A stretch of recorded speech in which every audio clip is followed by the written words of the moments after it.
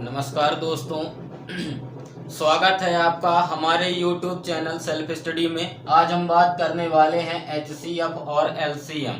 ठीक है, मैंने अपने पहले वीडियो में HCF और LCM की डेफिनेशन बताई और उनको कैसे हल किया जाता है ये सीखा। ठीक है दोस्तों, तो हम बात करेंगे HCF और LCM से कुछ सवाल रह गए थे, उनको हल करने के लिए। तो मैंने आपको वहां पर बताया कि इसको अभाज्य गुणनखंड विधि और भाग विधि से कैसे हल करते हैं। ठीक है, अब हम आज बात करेंगे कि यदि हमारे पास फ्रैक्शन का हमें लघुत्तम समापवर्तक निकालना है या महत्तम समापवर्तक निकालना है तो उनको कैसे निकालेंगे। ठीक है, तो उनसे रिलेटेड दो क्वेश्चन करेंगे। ठीक है, तो सबसे पहले आप हमारे चैनल को लाइक और सब्सक्राइब कर दीजिए। ठीक है, फिर हम वक्त को बर्बाद ना करते हुए अपने सवाल की ओर बढ़ते हैं। ठीक है, तो हमारा आज का जो कॉन्सेप्ट है वो क्या है। पहला कॉन्सेप्ट हमने आपको एक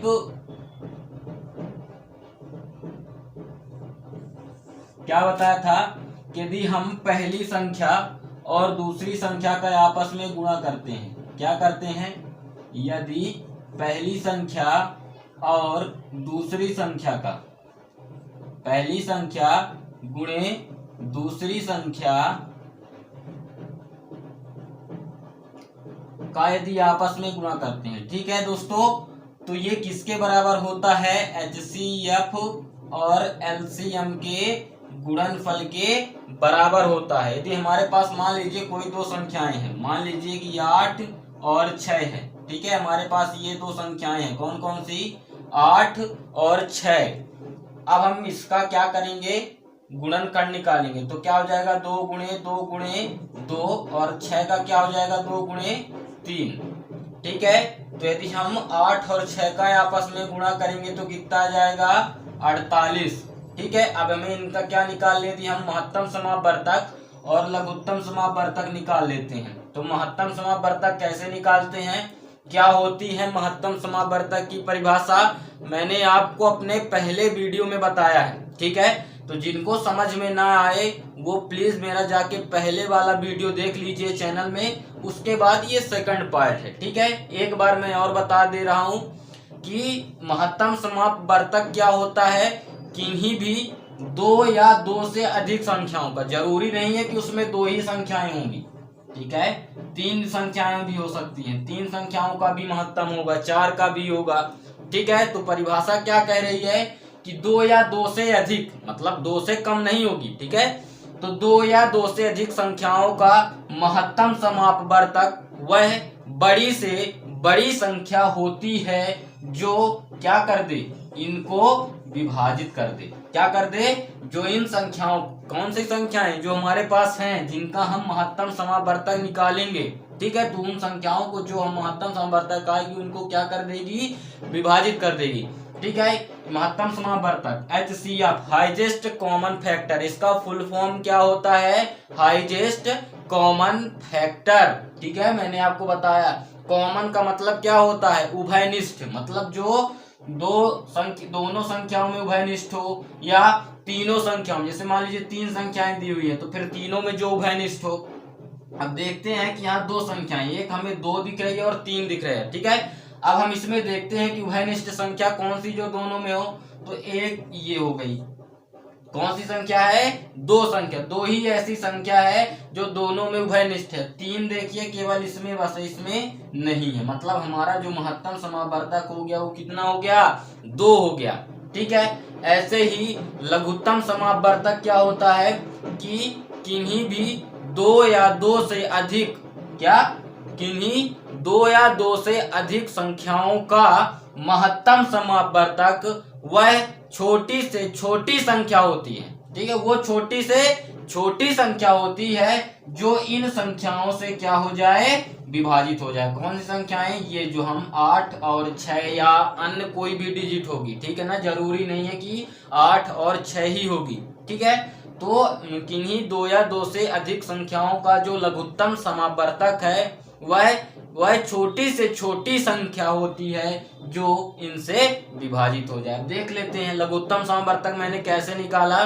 किसी भी संख्या की उच्चतम घात लेनी है। जैसे अब यहाँ पर देखिए, यहाँ पर 2 की कितनी घात है, 3 है।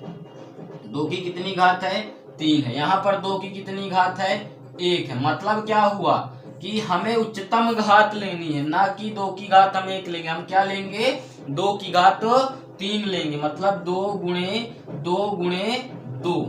ठीक है दोस्तों, समझ में आ रहा है कि नहीं? यदि समझ में आ रहा हो, वीडियो पसंद आ रहा हो तो लाइक और सब्सक्राइब जरूर कर दीजिए। ठीक है, 2 की घातें 3। और यहाँ पर देखिए 3 केवल यहाँ है, यहाँ कहीं भी 3 नहीं है। तो मतलब क्या हुआ, 3 को हम ले लेते हैं। ठीक है, तो 3 की घात 1 हो गया। अब इसका आपस में गुणा कर लेंगे तो 3 दूनी 6, दूनी 12, दूनी 24। मतलब लघुत्तम समावर्तक कितना आ गया हमारा, 24 आ गया। ठीक है, तो इतनी चीजें समझ में आई। ठीक है, तो ये अब देखिए यहाँ पर हमारा महत्तम समावर्तक कितना है, 2। लघुत्तम समावर्तक कितना है, 24। अब मैंने आपको सूत्र क्या बताया है कि पहली संख्या गुणे दूसरी संख्या बराबर HCF इंटू LCM। मतलब यदि हम पहली संख्या और दूसरी संख्या का गुणा करेंगे तो जो गुणनफल आएगा वो HCF और LCM के गुणनफल के बराबर होगा। अब देख लीजिए पहली संख्या कितनी है, 8। दूसरी संख्या कितनी है, 6। तो 8 का 6 में गुणा करेंगे तो कितना हो जाएगा, 8 छंग 48। कितना हो जाएगा, 48। और 24 और 2 का आपस में गुणा करेंगे तो कितना हो जाएगा, 48। तो यही अपना सूत्र, मतलब दोनों के बराबर हो रहा है। ठीक है, इतनी चीज समझ में आई। चलिए अब हम बात करेंगे इसी पे आधारित सवाल पर। ठीक है, हम इससे आधारित क्या देखेंगे, क्वेश्चन देखेंगे।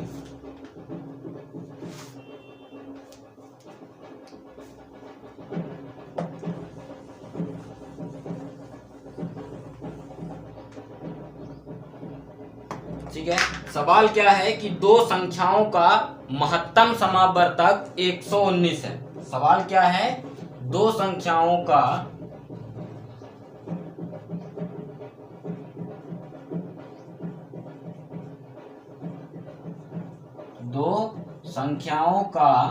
महत्तम समावर्तक, ठीक है ना, मासा।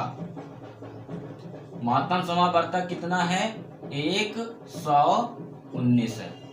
2 संख्याओं का महत्तम समावर्तक 119 है और लघुत्तम समावर्तक 11,781 है। और लघुत्तम समावर्तक कितना है, 11,781 है। दोनों संख्याओं का लघुत्तम समावर्तक कितना है, 11,781 है। ठीक है, और क्या है सवाल में, उनमें से एक संख्या 1071 है। इनमें से एक संख्या का मान दिया हुआ है। ठीक है, एक संख्या का मान कितना है, 1071 है। एक संख्या का मान कितना दिया हुआ है, 1071 है। तो दूसरी संख्या का मान ज्ञात करना है। क्या ज्ञात करना है अपने को, दूसरी संख्या का मान ज्ञात करना है। ठीक है, तो इसी तरह के सवाल ज्यादातर परीक्षाओं में पूछे जाते हैं। लघुत्तम समावर्तक में यदि किसी भी एग्जाम के सिलेबस में लघुत्तम और महत्तम समावर्तक है तो मान लीजिए कि इस टाइप के सवाल, ठीक है, अवश्य ही पूछे जाते हैं। ठीक है, बहुत महत्वपूर्ण सवाल है इस तरह के। ठीक है, तो हम सबसे पहले बेस से जानकारी एकत्रित करते हैं। ठीक है, यदि हमारा बेसिक क्लियर है तो हम कोई भी सवाल हल कर सकते हैं। ठीक है, अब चलिए हमारे पास ये सूत्र है कि पहली संख्या गुणे दूसरी संख्या बराबर HCF इंटू LCM। हमारे पास दिया हुआ क्या है, महत्तम समावर्तक दिया हुआ है, ये दिया हुआ है। लघुत्तम समावर्तक ये दिया हुआ है। एक संख्या मतलब पहली संख्या दी हुई है, ज्ञात क्या करना है अपने को, दूसरी संख्या ज्ञात करनी है। तो बहुत आसान है, बस सूत्र में वैल्यू को पुट कर देना है। महत्तम समावर्तक कितना हो गया, पहली संख्या कितनी हो गई, 1071 गुणे दूसरी संख्या, ठीक है, गुणे दूसरी संख्या बराबर महत्तम समावर्तक 119 गुणे, और ये कितना है 11,781। ठीक है, इतनी चीज समझ में आई। 1071 गुणे दूसरी संख्या। अब हमें इसके लिए हल कर लेना है, तो दूसरी संख्या बराबर क्या हो जाएगा, दूसरी संख्या बराबर, अब आप लोगों को पक्षांतरण का नियम तो पता ही होगा। यदि कोई भी संख्या पक्षांतरण करती है या कोई भी चिन्ह पक्षांतरण करेगा तो वो अपना चिन्ह बदल देगा। मान लीजिए यदि इधर काहे की क्रिया हो रही है इन दोनों के बीच में, गुणा की।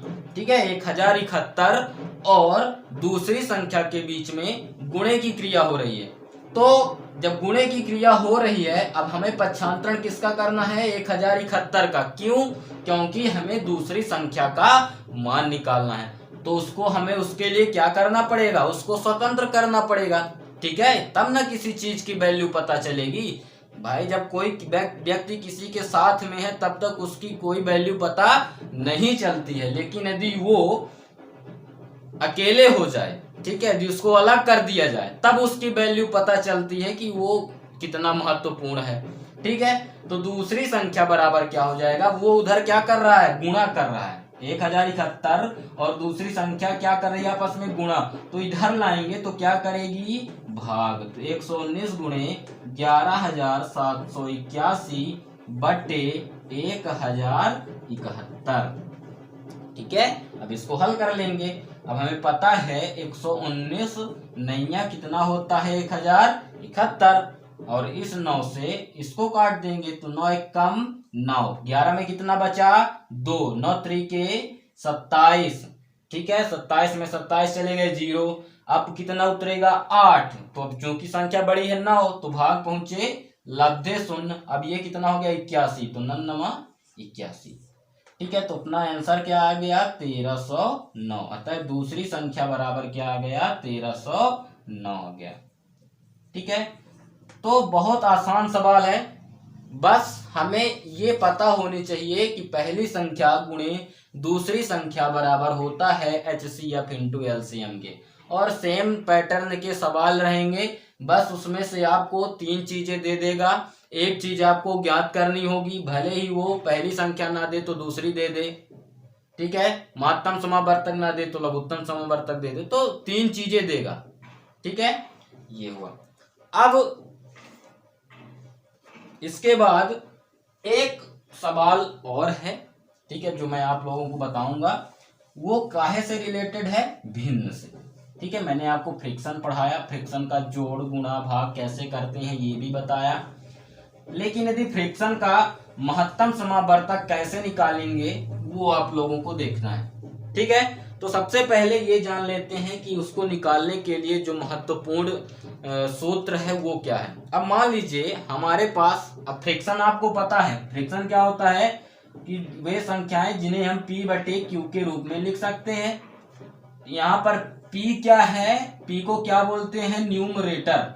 P को क्या बोलते हैं, न्यूमरेटर। न्यूमरेटर मतलब अंश, ठीक है, न्यूमरेटर बोलते हैं। और Q को क्या बोलते हैं, डिनोमिनेटर। Q को क्या बोलते हैं, डिनोमिनेटर इंग्लिश में। बाकी यदि हिंदी में कहेंगे तो इसको क्या कहेंगे, अंश, और इसको क्या कहेंगे, हर। ठीक है, इतनी चीजें आप लोगों को पता है।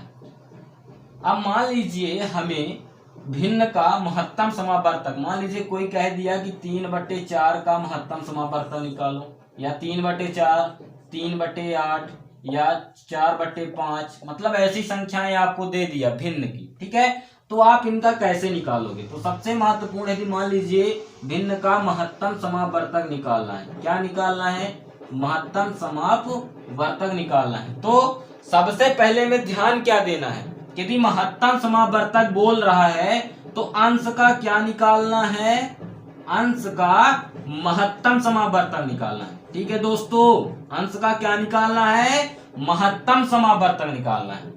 ठीक है, और जब अंश का महत्तम निकाल लिए तो फिर क्या हुआ, हर बचा, तो हर का क्या निकालना है, लघुत्तम समावर्तक निकालना है। हर का क्या निकालना है, लघुत्तम समावर्तक निकालना है। ठीक है, समझ में आई बात।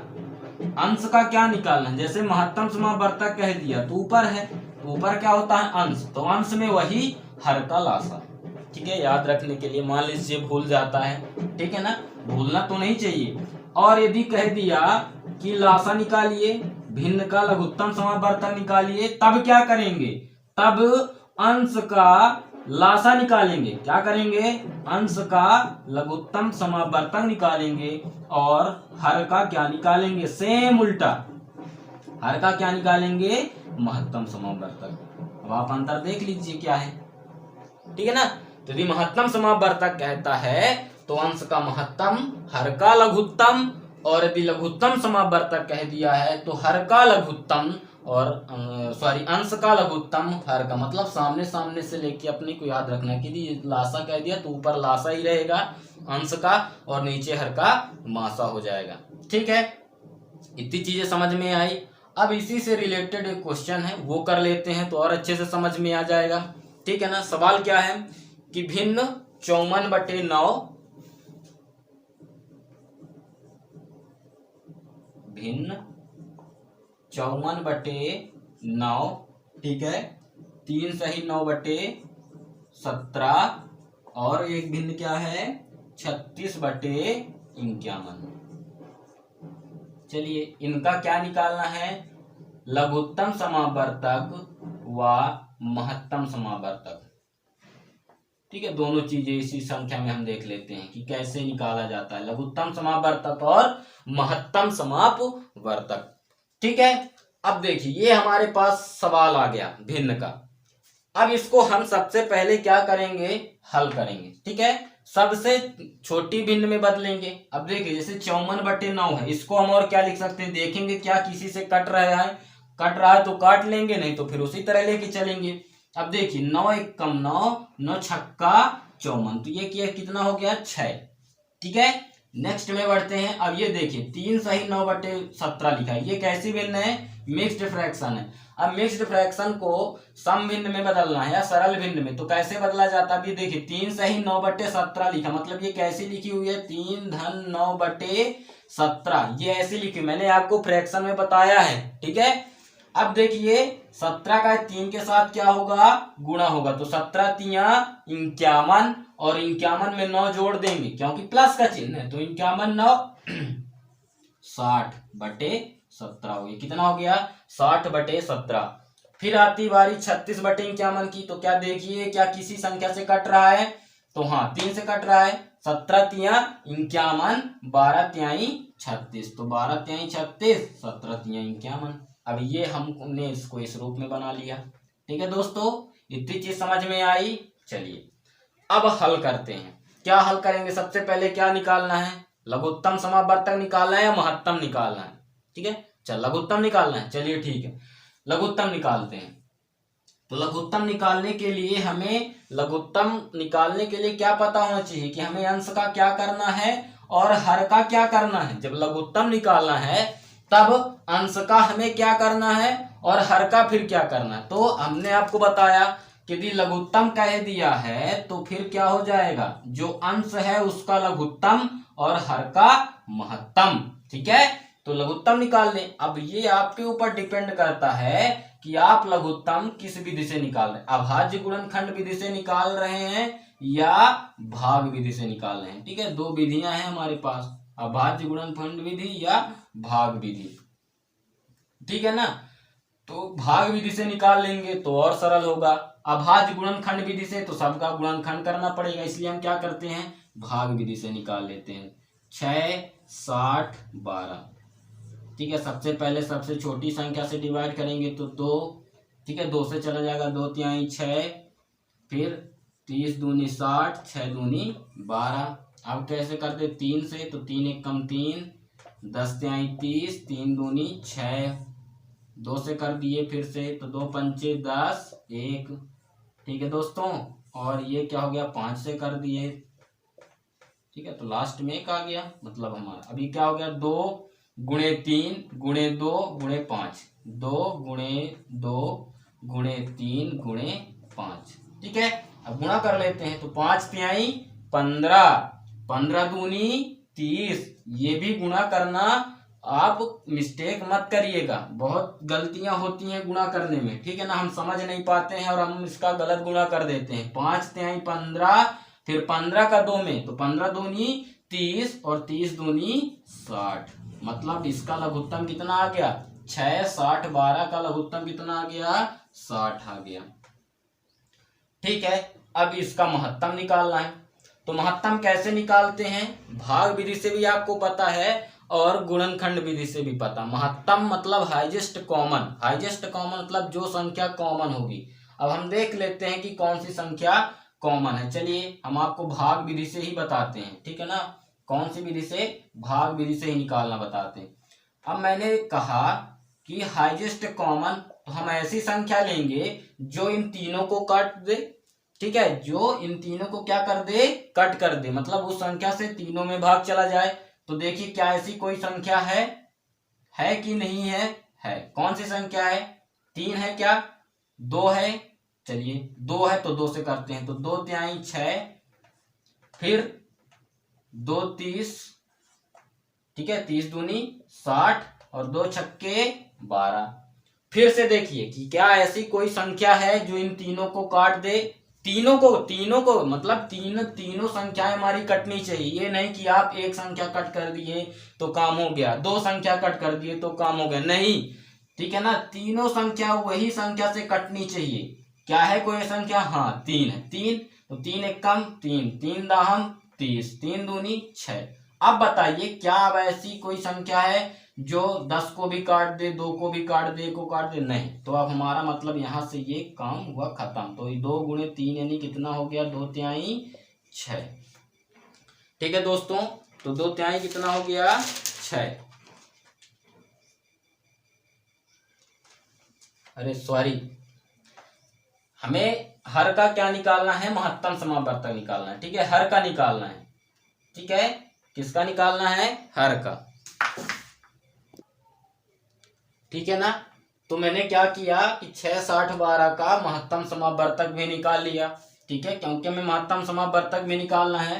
तो कितना आ गया 6, ठीक है। अभी हम क्या निकाल रहे हैं, लघुत्तम समावर्तक निकाल रहे हैं। क्या निकाल रहे हैं, लघुत्तम समावर्तक। तो हर का हमने क्या, अंश का हमने क्या किया, लघुत्तम समावर्तक निकाल लिया।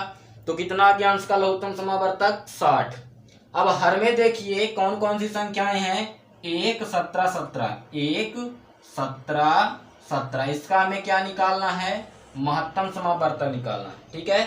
तो अब बताइए महत्तम समावर्तक हाईएस्ट कॉमन फैक्टर, मतलब जो तीनों में कॉमन हो। अब ये बताइए 17, 17, 1, तो यहाँ 1 गुणे, यहाँ 1 बस है, फिर यहाँ क्या है 1 गुणे 17, यहाँ भी 1 गुणे 17 है। तो तीनों में कॉमन क्या हो गया, कौन सी संख्या हो गई, तीनों में एक कॉमन हो गई कि नहीं हो गई, हो गई। तो मतलब इसका जो महत्तम समावर्तक हो गया वो कितना हो गया 1। इसलिए यदि इस भिन्न का यदि लासा निकालेंगे तो हमने बताया कि अंश का लघुत्तम कितना आ गया 60 और इसका महत्तम समावर्तक कितना हो गया 1। तो मतलब हमारा आंसर क्या हो गया 60 हो गया, ठीक है। तो हमारा लघुत्तम समावर्तक क्या हो गया इस भिन्न का 60 हो गया। चलिए अब नेक्स्ट हम क्या करते हैं, इसी भिन्न का हमें क्या निकालना है, महत्तम समावर्तक। लघुत्तम तो 60 आ गया, हमें क्या ज्ञात करना है, इसका महत्तम समावर्तक ज्ञात कर। तो महत्तम ज्ञात करने के लिए अंश का महत्तम, ठीक है। तो अंश का मैंने आपको बताया, इधर दिखाया, ठीक है, कैसे निकाला हमने 60, 6, 60, 12 का महत्तम समावर्तक मैंने कैसे निकाला। ऐसी संख्या लेना है जो दो तीनों को कट कर दे। तो पहले 2 लिया, तो 2 तिहाई 6, फिर 2 15 30 दूनी 60, ठीक है, 2 छक्का 12, फिर 3 है तो 3 को लिया, तो 3 एक कम 3, 10 तिहाई 30, 3 फिर अब इसके बाद संख्या नहीं कट रही थी। तो मतलब हमारा जो महत्तम समावर्तक है कितना आ गया 6 आ गया, ठीक है ना। अगली यदि हम महत्तम समावर्तक निकालेंगे इस भिन्न का, तो अंश का क्या निकालेंगे, महत्तम। तो महत्तम कितना आ गया 6। अब लघुत्तम निकालना है किसका, हर का। तो 1, 17, 17 का लघुत्तम क्या हो जाएगा, क्या हो जाएगा 1, 17, 17 का, 1, 17, 17 का लघुत्तम क्या हो जाएगा हाईएस्ट, मतलब हमें सबसे बड़ी घात लेनी है। तो क्या हो जाएगा यहाँ से 1, तो 1 अपने आप में 1 है और 1 17 हो गया, तो 17 एक कम 17, तो कितना इसका आंसर आ जाएगा 6/17 आ गया। समझ में आया कि नहीं आया, ठीक है ना। तो हमें ध्यान क्या रखना है कि यदि महत्तम समावर्तक कहता है तो अंश का महत्तम, हर का लघुत्तम और यदि लघुत्तम समावर्तक कहता है तो अंश का लघुत्तम हर का महत्तम निकालना है। ठीक है दोस्तों, तो ऐसे सवाल को हल करना है और हमें ये देखना है, हमें कंफ्यूजन सबसे बड़ी गलती होती है। एक विद्यार्थी की जो भूलने की आदत है, भूलने की जो क्षमता है, वो उसकी सबसे बड़ी कमजोरी होती है और उसको दूर करना है तो हमें उस किसी भी चीज की बेस से पढ़ाई करनी होगी। ठीक है, बेसिक क्लियर करना होगा और यदि हमारा बेसिक क्लियर हो गया है तब हम कोई भी एग्जाम दे सकते हैं और हमारा क्लियर होगा। ठीक है ना। तो हमने आज दो चीजें सीखी, एक पहली संख्या और दूसरी संख्या का गुणा यदि करते हैं तो उसका जो गुणनफल है वो HCF और LCM के गुणनफल के बराबर होता है। सेम ऐसे ही यदि हमें भिन्नों का महत्तम समावर्तक, ठीक है ना, भिन्नों का महत्तम समावर्तक या लघुत्तम समावर्तक निकालना है तो उनको हम किन विधियों द्वारा निकाल सकते हैं। ठीक है, तो उसके लिए दो सूत्र हो गए। ठीक है, ये महत्तम समावर्तक के लिए हो गया, ये लघुत्तम समावर्तक के लिए हो गए। ठीक है दोस्तों, तो ऐसे आधारित क्वेश्चन आते हैं।